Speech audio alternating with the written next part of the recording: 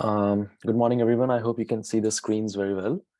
I'm Piyush. I'm a postdoc here at Leiden Observatory, and I'll talk to you today about some of the stuff that we have been working on in terms of quantifying gas phase turbulence, in particular in star-forming regions in the ISM, in molecular clouds, and so on, and how ALMA has been really a game changer in this particular scenario.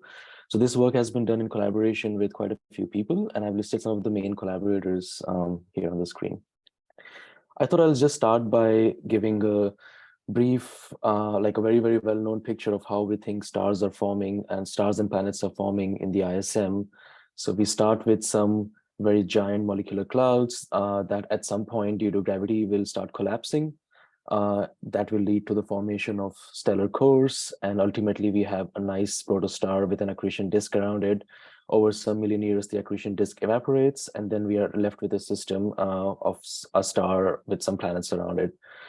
But the reason I wanted to, again, show you this image in particular is because throughout this process, turbulence is playing a very important role.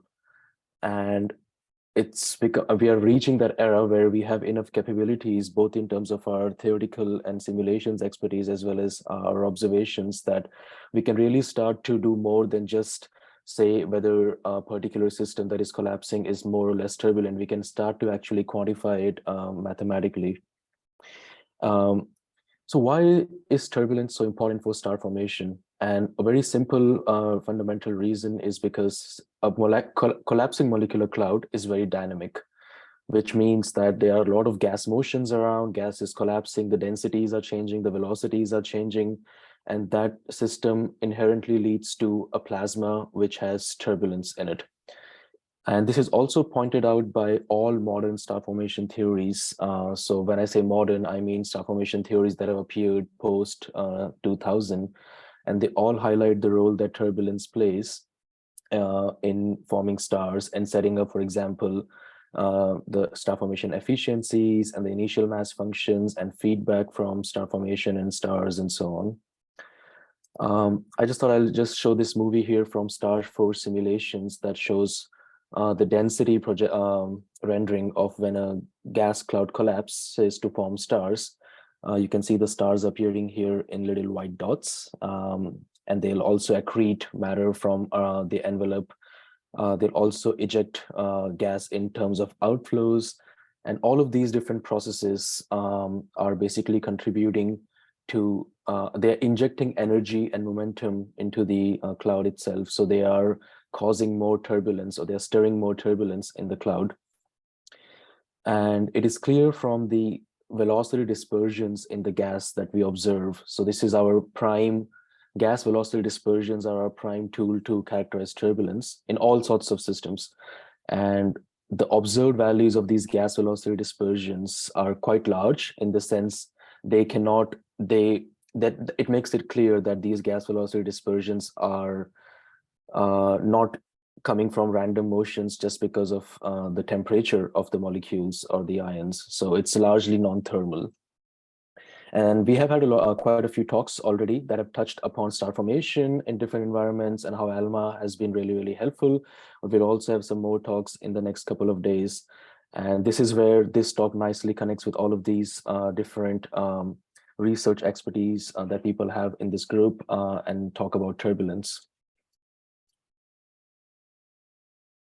So some of the big questions we have when it comes to turbulence in the ISM are, for example, what is the strength of turbulence in star-forming regions? So the strength obviously changes over time as clouds are collapsing and evolving. But how does, for example, the strength vary between different environments? If you talk about star formation in the Milky Way versus star formation in a ULIRG or at high redshifts. We also know that turbulence is very, very important for magnetic fields and cosmic rays. So because turbulence can amplify magnetic fields, and because of that amplification, the entire process of star formation can change. Cosmic rays also diffuse along magnetic field lines in the ISM, and again, that is dictated by turbulence. Turbulence can also impact ISM chemistry, because turbulence is very well known to diffuse atoms and ions around. It can also advect molecular species, for example, and so it also has some impacts on the chemistry of the ISM. The fourth big question, this is perhaps one of the most interesting ones, and it's whether turbulence can actually boost or hinder star formation. So we have measured star formation efficiency, star formation rates, and gas masses in a wide variety of galaxies. And it's not really clear what is the role that turbulence is playing. Does it always enhance star formation or does it hinder star formation? We are not really sure yet. And ultimately, how does turbulence impact the stellar initial mass function? So IMF, of course, is a whole big field in itself, and it's very fundamental to all of our galactic astrophysics. And understanding the origin of the IMF and the role of turbulence is still an open question. So today, I'll touch upon a couple of questions in particular, the first and the fourth one. So what is the strength of turbulence and whether turbulence is enhancing or hindering star formation? So to understand this, let's first have a look at how do we quantify ISM turbulence. So I'll show some simple or hopefully simpler equations to prove this point. So here is one of these modern star formation graviturbulent theories from Diane Salim's 2015 work, where Diane relates the star formation rate surface density on the left-hand side to the gas surface density and the free fall time on the right-hand side. But Diane also has these other parameters that describe the evolution of turbulence in this system, and these are B and M. So B describes the mode of turbulence, and we'll go into a little bit detail of what the mode means. And M is the turbulent Mach number, which describes the strength of turbulence. So strength is simply the turbulent Mach number. It's just given by the ratio of the gas velocity dispersion to the sound speed. And this is very well known. And we have had measurements of the turbulent Mach number in lots of different environments. The mode of turbulence is slightly unknown, or it's a little bit less explored. And it dictates whether turbulence is primarily solenoidal or it is compressive or a mix of the two. And it's given by the ratio of the gas density distribution to the turbulent Mach number. So simulations, it's sort of a fractional quantity. It varies between 0 to 1. And simulations find that if turbulence is very solenoidal, it's around 1/3, versus if it's very compressive, it's around 1. And why do we care about this mode of turbulence, in particular for star formation, is nicely shown in this simulation of collapsing molecular clouds. So we'll see two different panels here that will describe the surface density of gas in a molecular cloud that's collapsing. And these two panels differ in terms of the mode of turbulence that the simulations use. So you will see as the cloud starts collapsing, so this is a projection of the gas density. When turbulence is very solenoidal, the gas is moving around a lot, it's being stirred up a lot, it's mixing up a lot, but you don't see any density contrasts. So most of the density in this area is still quite, it's very close to its average value. Whereas if you compare the second simulation, so I can run this again, and you see when turbulence is very compressive, it starts to compress the gas, creates a lot of density contrast. So we have a lot of cores as well as regions where there is not, which are very, very low density. And these dense regions are where a lot of star formation happens. So turbulence can basically both enhance and reduce star formation depending on the mode. And that's why this figuring out this mode or measuring this mode is really critical to understanding star formation in general. So how can we do this with ALMA? We have these two quantities that describe the strength and mode of turbulence. We need really high resolution data of molecular clouds or star forming regions to estimate the turbulent Mach number, because we need to be able to measure the kinematics very well. To measure the gas density distribution, we need multiple molecular gas tracers or different isotopologues of the same tracer. And the reason is because these will trace gas at different densities. So ultimately, we want to create a PDF of gas density, such as the one shown in this cartoon here. And you can see that different tracers will trace gas at different densities. So we have tracers like HCN and HCO+ that will trace the very, very dense gas. And we have tracers like CO, which will trace somewhat less denser gas. So we need multiple gas tracers and very, very high resolution. So prior to ALMA, you could only do this in very, very nearby regions like the Orion complex, for example. And even now, there are only a handful of observational measurements that are available of this mode and the strength, and they are all limited only to Milky Way, molecular clouds in the Milky Way until now. So here is where we started looking at ALMA observations of a particular star-forming region in the LMC. So we're not going too far out of the Milky Way still. We are still in the local group, but it's exciting to test or quantify this in an environment that is different, for example, in terms of metallicity and star formation history. So N159E is a small region in this big molecular cloud complex called N159. So it sort of sits on the southeast of this very famous, well-known region, 30 Doradus, which has a very, very massive star-forming cluster. And I think it also has the most massive star that we have measured to date. It's a very well-known, well-characterized star-forming region.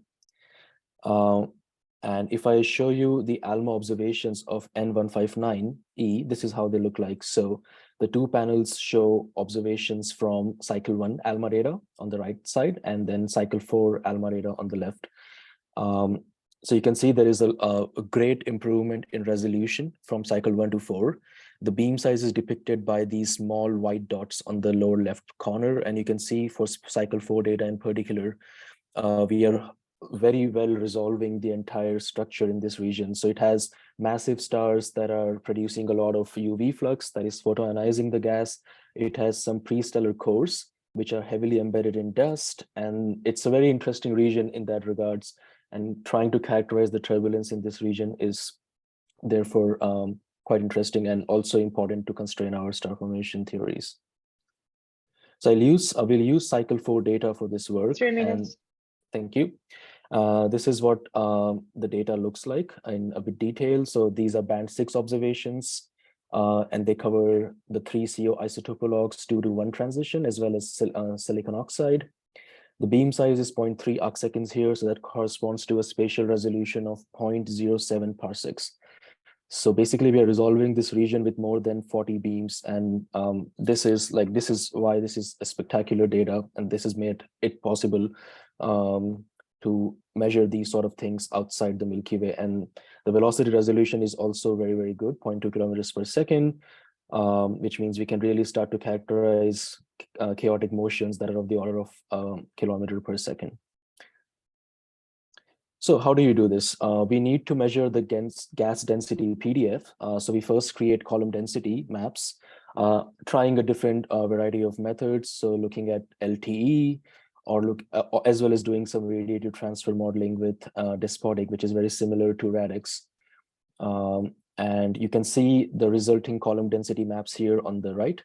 And you can see the NLT map or the NLT analysis gives column densities that are slightly lower as compared to the LTE version, which just sort of proves that there is subthermal excitation of some of these species.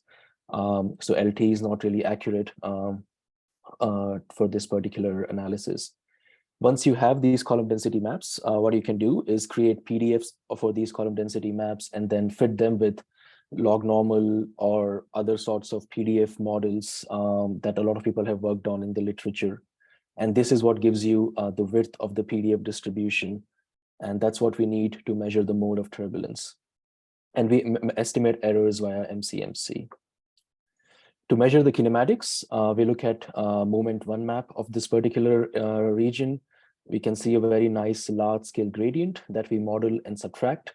So the residuals of this moment 1 model subtraction combined with the mean of the moment 2 map sort of gives us a handle on the turbulent velocity dispersion. And because we know the sound speed, then we can sort of calculate the turbulent Mach number in this way.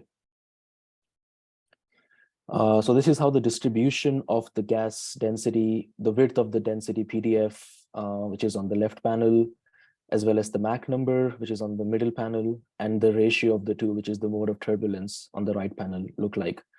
So the distribution comes because we are estimating our errors in via MCMC. So the key result we have here is that turbulence is somewhat supersonic and very strongly compressive in this region. So B is very close to being unity. That's why.